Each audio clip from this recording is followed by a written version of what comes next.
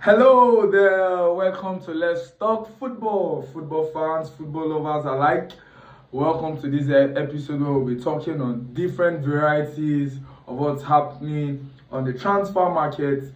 It's been an exciting time. For those of us that are, new subscribers, you can check my previous videos. We've been uncovering a lot of transfer stories and news and speculations, and it's proving to be an exciting time.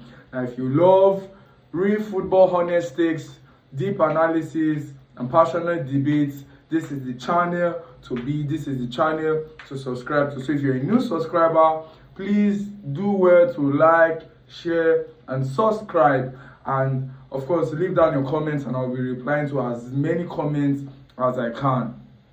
So, what's happening in the world of football today? A lot of incomings, a lot of outgoings.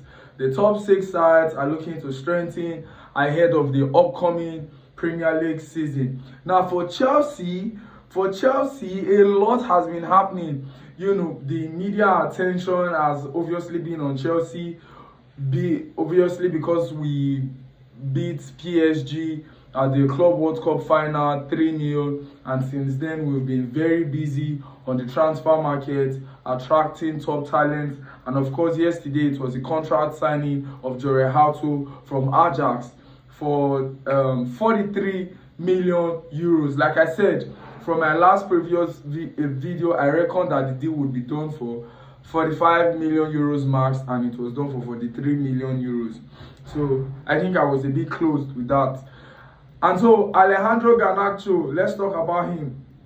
Alejandro Garnacho, player is keen on joining Chelsea, wants to be part of the project, wants to win titles, wants to discover his passion, he wants to remain in the Premier League, he wants to thrive in a winning environment, in a winning culture where he can hone his skills and show his talents.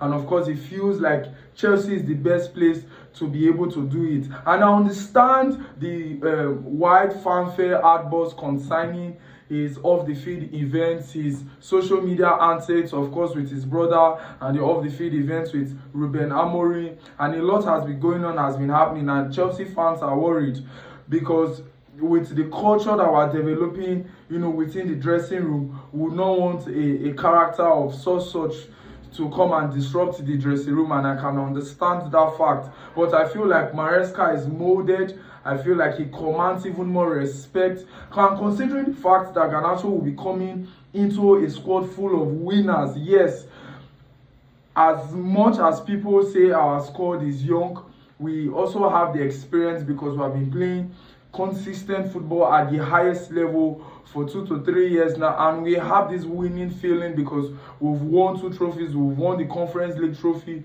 we've won the FIFA Club World Cup, which as it stands today is the highest ever club trophy competition in the world. And that does a lot for confidence because the players, they have this winning mentality, they have this winning feeling, and they feel like they can go even on and on and on and on to keep on competing for the biggest titles and winning. And you can see from the last interview that Levi Cowie did, the mentality was spot on.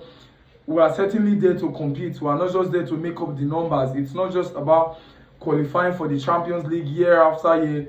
We are the world champions for goodness sake, and so we should be competing for the league, for the Champions League, and even looking on to win the biggest titles. And that's why I feel like the versatility is spot on from the sporting directors. There's a lot of players that can play in different positions. João Pedro can play as a striker, as a lone striker, can play off the left, can play behind the striker, sometimes can maybe do a job off the right. Xavi Simons, who can play as a 10th, can also play from the left-hand side. Jamie Byron-Gittins, a touchline winger, can play off the left, can play off the right. And so there's so much versatility. Pedro Neto can play off the left, can play off the right, can even play as a lone striker. And so I feel like Chelsea is going to be so unpredictable this season when it comes to our tactical nuance and what Maresca, has to prepare when we come up against teams. And I feel like teams will find it difficult to be able to find us out this particular season because of Maresca's tactical flexibility. And so it proves to be an exciting time to be a Chelsea fan. Players are dying and wanting to come to Chelsea. Xavi Simons has removed Leipzig from his Instagram bio. It tells a lot that he's keen on the move. He wants to join Chelsea. He wants to join currently the best team in the world to be able to shine and compete for the biggest of titles in the Premier League and the Champions League. So there's this player pool that we have as a result of winning the Club World Cup. And it's not just about winning the Club World Cup, it was the manner and the fashion in which we defeated the so-called best team in Europe at the time or at the moment, PSG. A thumping 3-0 win where nobody gave us a chance, where nobody expected, and we went on the biggest stage of them all and we produced a masterclass. It's exciting times to be a Chelsea fan. What is going on with the other top 6 teams?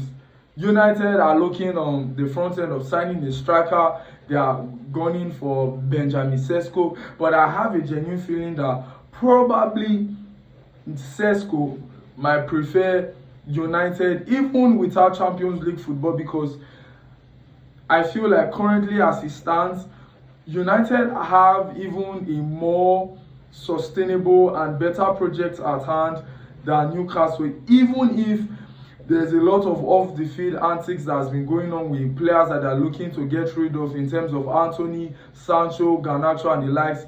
They are doing well to get rid of the dead weights and players that are not fitting into the structure and playing style and model of Ruben Amorim. And they want to create a team that is full of discipline, that is full of professionalism, that will buy into the manager's tactical ideas and work for the team.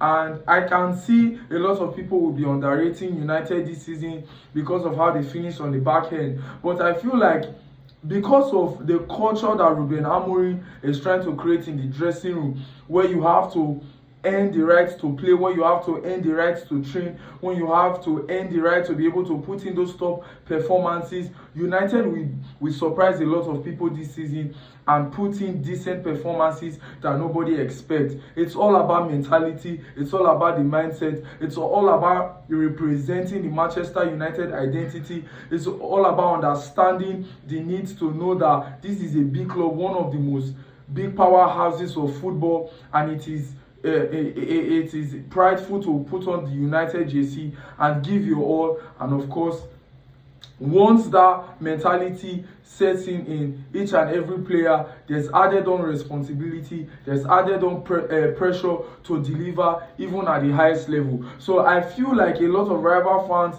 are looking away from Manchester United, but keep your eyes peeled.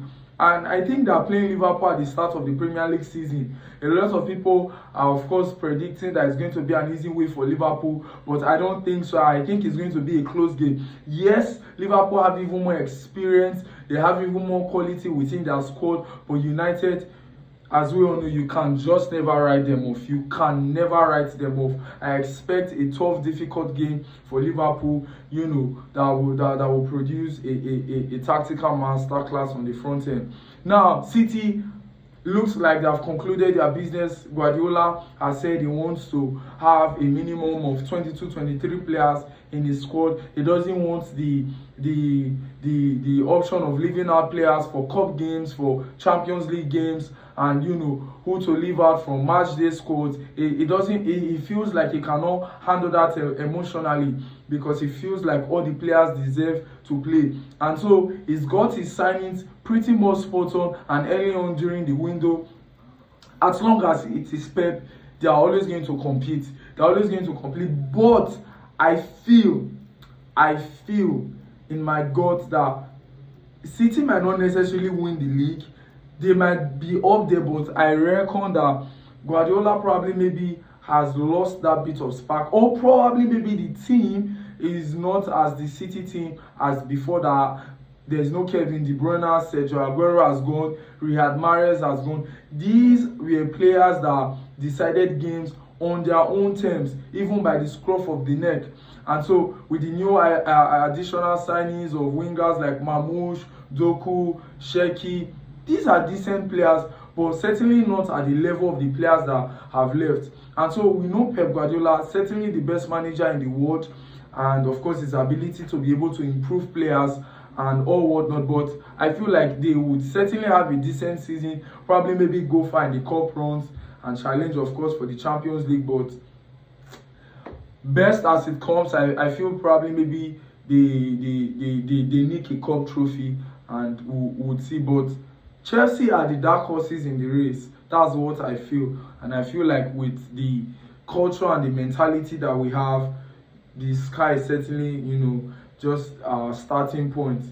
Newcastle, they've lost out on a lot of their key targets.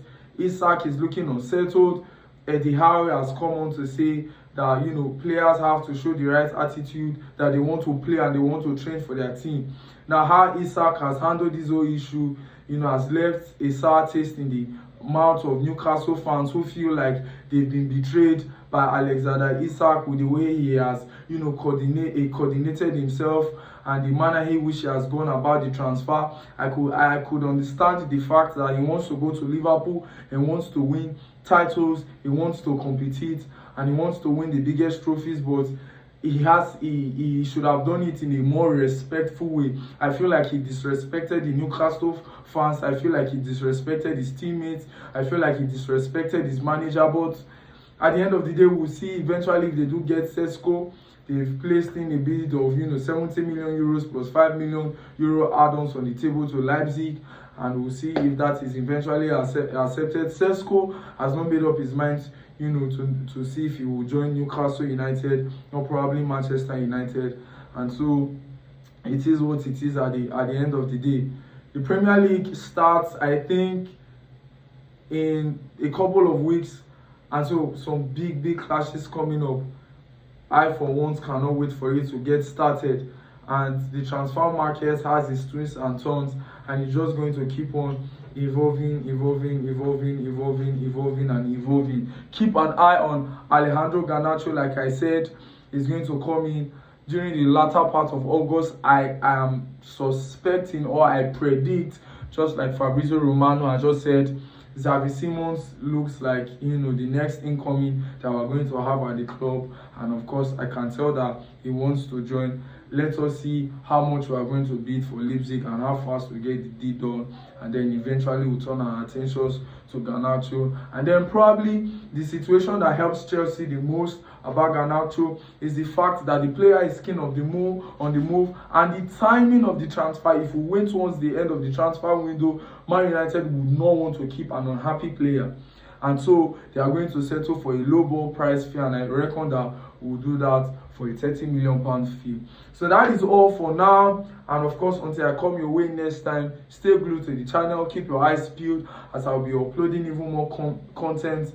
Do well to like, share and subscribe, and of course leave down your comments. I'll be responding to as much as I can. Until I come your way next time, peace and bye bye.